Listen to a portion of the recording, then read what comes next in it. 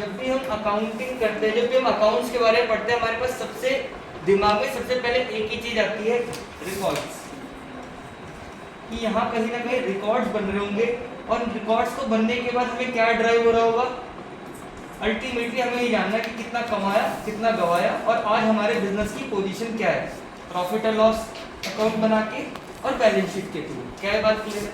But ये बनते कैसे, उसको रिकॉर्डिंग करने के लिए आपके पास ऐसी क्या चीजें होनी चाहिए जब आप जर्नल एंट्री शुरू कर सको। हमने ये तो बहुत पढ़ लिया कि ये जर्नल एंट्री करनी है, फिर लेजर बनाना है, ट्रायल बैलेंस बनेगा, P&L बैलेंस शीट बनेगी, फिर अकाउंटिंग यूजर्स को देंगे। बट मैं जर्नल एंट्री कर रहा हूं तो किस बेसिस पे कर रहा हूं, पहली बात तो ये।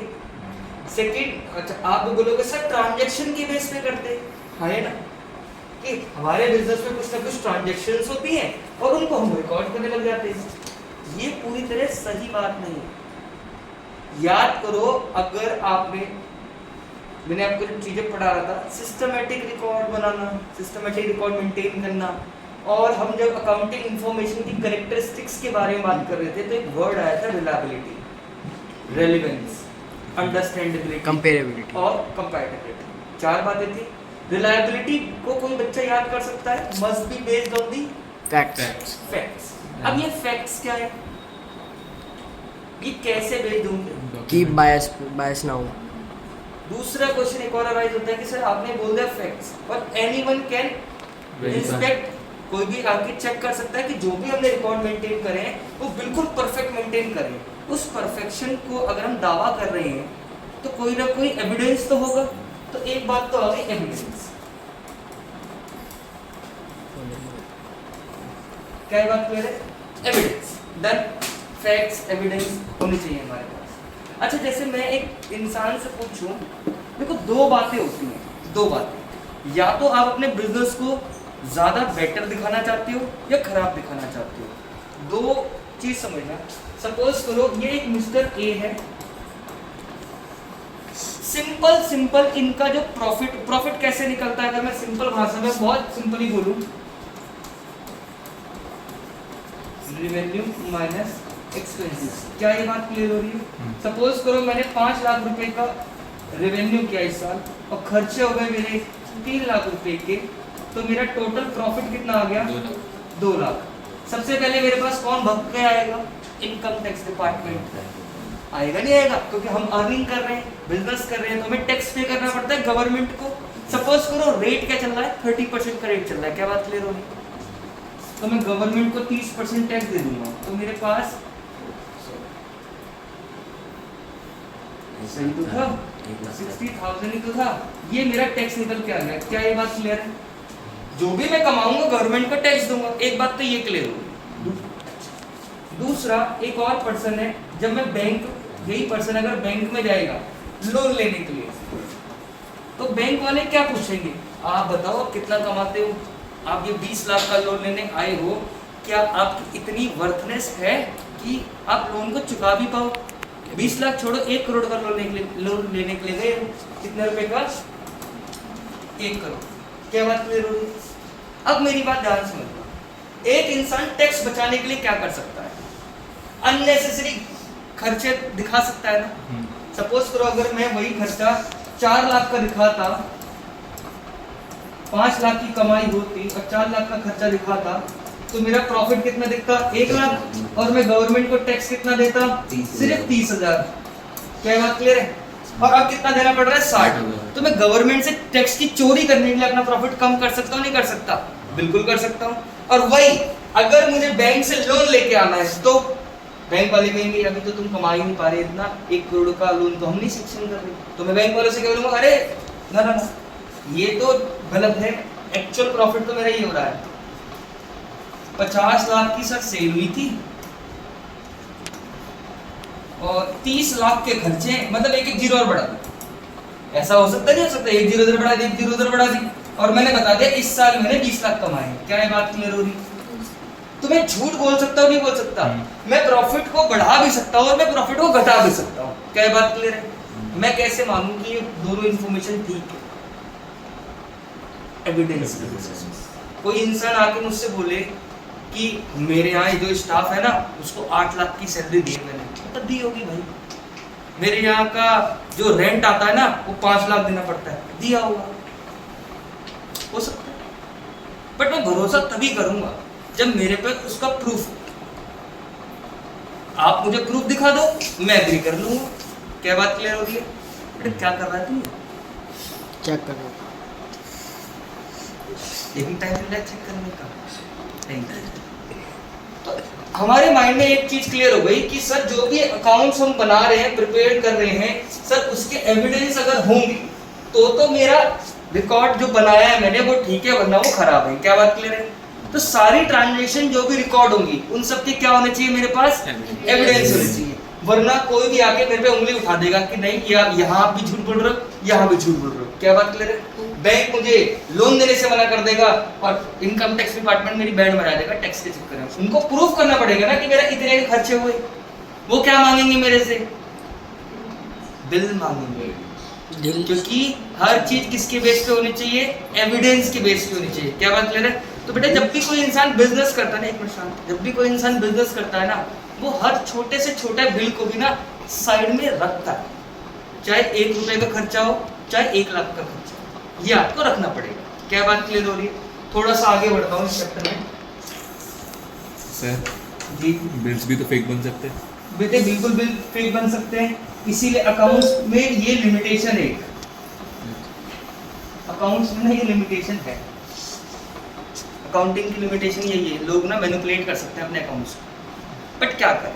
अब एक 2-4 लोगों के चक्कर में क्या सबको गद्दार ठहरा दे? नहीं।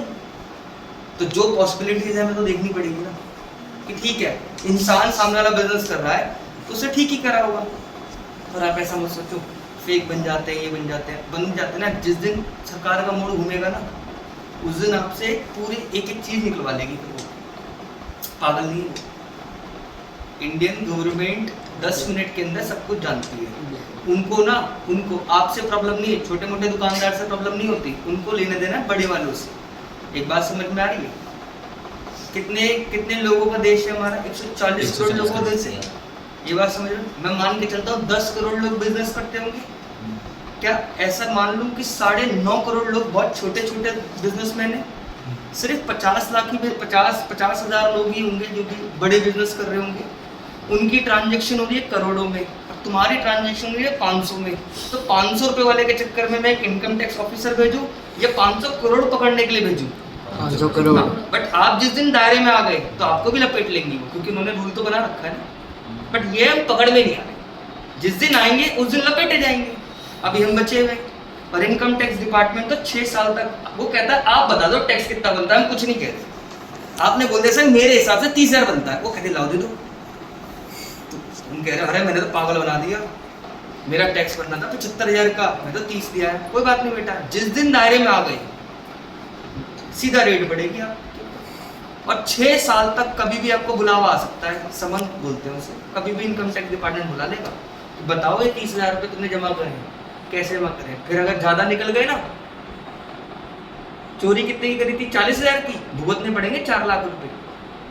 इतनी पेनल्टी लगती है, इतना इंटरेस्ट लगता है उसको। क्या छोड़ो, हम अपने टॉपिक पे मूव करते हैं। ठीक है, हमारे टॉपिक का नाम क्या है? वाउचर। वाउचर से पहले हम किस पे आएंगे? Source of revenue.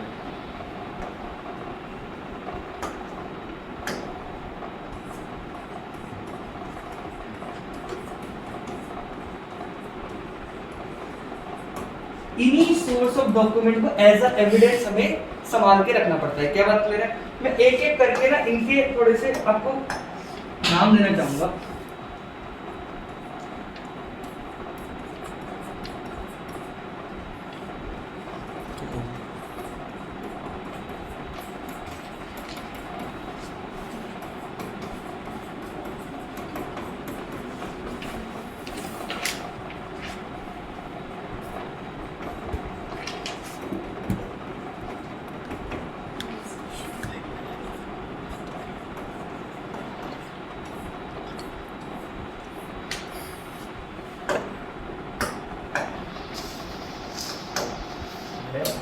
देखो सबसे पहले कैश में, क्या ये सब आपने सुना हुआ है? नहीं सुना हुआ? जब भी आप कोई दुकान पे जाते हो सामान लेने के लिए तो एक अंकल क्या करते हैं, जब भी आपने कोई सामान खरीदा था किसी दुकान से नॉर्मल मेडिकल स्टोर पे या फिर किसी जनरल स्टोर पे आपने सामान खरीदा हो और उन्होंने इनवॉइस काटा हो, कैश मेमो काटा हो। वैसे आज के टाइम पे देखो ये चैप्टर ना काफ़ी टाइम पहले बना हुआ है और आज का ज़माना बहुत तेज है। कंफ्यूज मत होना, एक बात मैं क्लियर बोल देता हूँ, जब एक दुकानदार गुड्स को कैश में बेचता है, किस में? कैश में, तो वो क्या कट करेगा? कैश में। और वही अगर उधार में बेचेगा, किस में? क्रेडिट में, तो क्या इशू करेगा? इनवॉइस या bill. But in present case her case में इनवॉइस और बिल ही निकल रहा है। आप अगर मोबाइल फोन लेने जाओगे तो आपके पास क्या आता है? इनवॉइस। आपने पेमेंट भी करी है, सर आप कह रहे हो सर कैश मेमो तो दिया नहीं, इनने तो इनवॉइस दे दिया।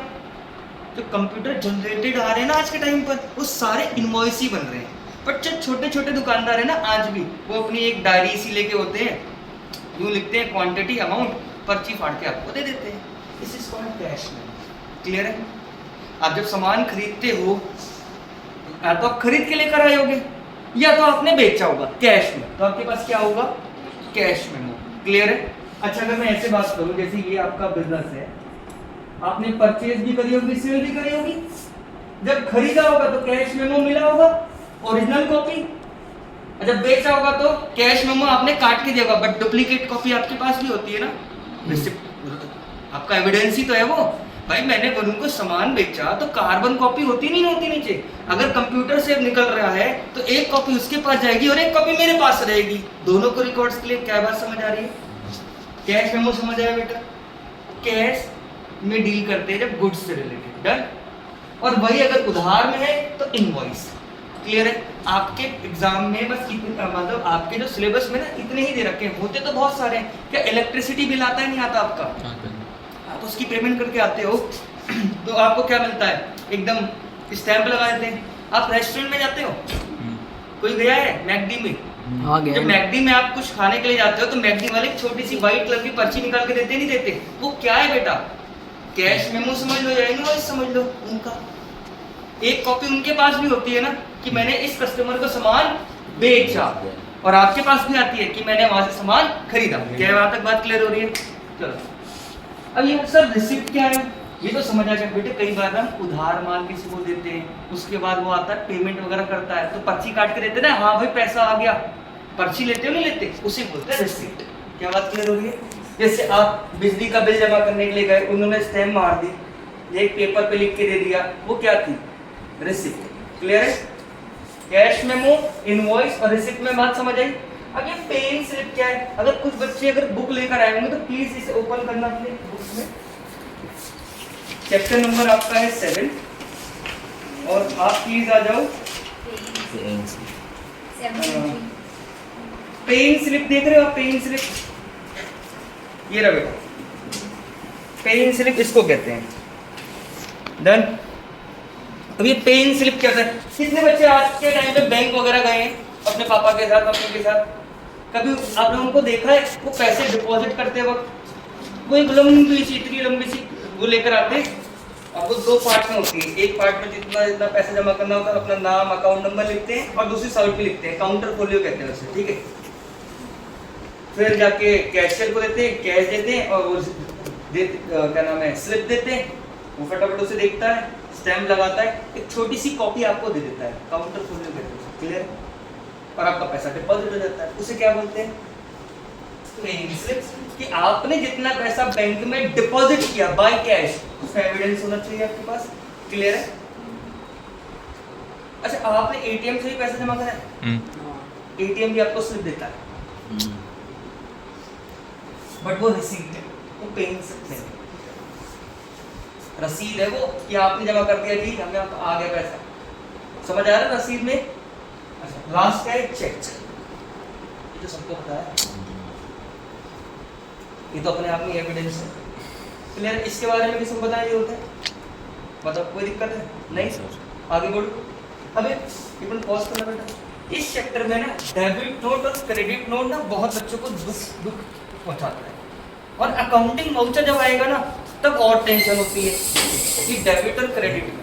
यहाँ थोड़ी देर के लिए ना, यहाँ प्लीज थोड़ी देर के लिए अपने वो वाले सिस्टम ज़्यादा मत लगाना। जैसे बोल रहा हूँ उसको एक बार समझने की कोशिश करो। ठीक? सपोज करो ये मिस्टर ए कौन है? सेलर। मिस्टर ए कौन है? सेलर। सेलर। इन्होंने गुड्स बेचे हैं शाम को, क्या बात क्लियर है? और गुड्स के जो प्राइस है वो 10,000 रुपए के थे, क्लियर? तो हम एंट्री क्या पास करेंगे? हम कौन सी एंट्री पास करेंगे बेटा? इधर focus. Shyam account debit to sales, clear है?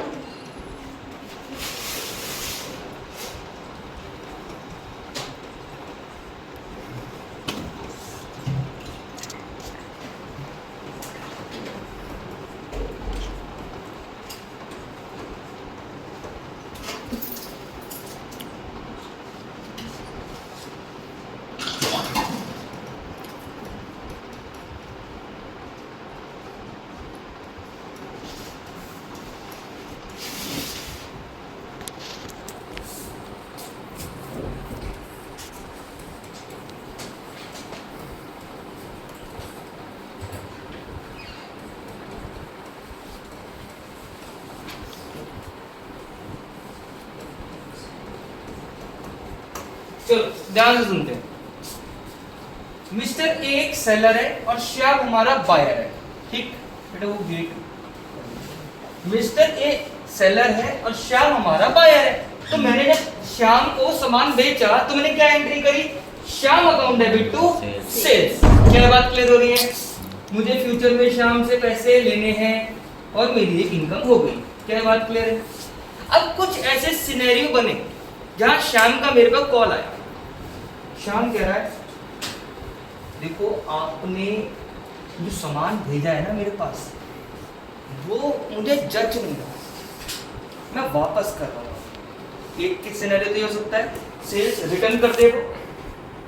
दूसरा वो बोले आपके गुड्स ना बहुत इंफीरियर टाइप के हैं, खराब है। मैं कहता हूँ कोई बात नहीं यार, क्यों भेज रहा है मेरे पास, मेरे यहाँ गोडाउन में खराब ही होंगे तो इस्तेमाल कर ले, मैं तेरे को थोड़ा सा डिस्काउंट दे देता हूँ। This is called rebate. Done. थोड़ा सा एक्स्ट्रा डिस्काउंट प्रोवाइड कर दिया फॉर इंफीरियर क्वालिटी के गुड्स रखने के लिए, या फिर उसने सामान वापस कर दिया। दो बातें समझ आई। तीसरा हो सकता है कई बार तक हम डिस्काउंट ना जरूरी नहीं है, कुछ डिस्काउंट तो कैश की मिलते हैं। प्रैक्टिकल लाइफ में अंडरस्टैंडिंग भी होती है। जब फोन कॉल पे काम चल रहा होता है ना कि हम बोलते हैं अरे भैया सामान भिजवा देते, अब उन्होंने सामान भिजवा दिया, फिर हमारे हाथ में क्या आता है? इनवॉइस आता है। उनका सेल्समैन आया था, पेटी रखी, गुड्स पड़े थे हमारे पास। सपोज करो मेरा मेडिकल स्टोर ही है, क्या बात समझ आ रही है? मेरा क्या मेडिकल स्टोर, मैंने किसी को ऑर्डर दिया कि भैया ये इतनी इतनी मेडिसिन और इतना इतना कॉस्मेटिक का आइटम है, मुझे दे देना। क्या बात क्लियर हो रही है? वो आया, पेटी में सामान रख के चला गया, उसके ऊपर बिल रखा था, मैंने कहा बाद में देख के हिसाब कर दूंगा। इनवॉइस मिला गया था मेरे पास। क्या बात क्लियर है?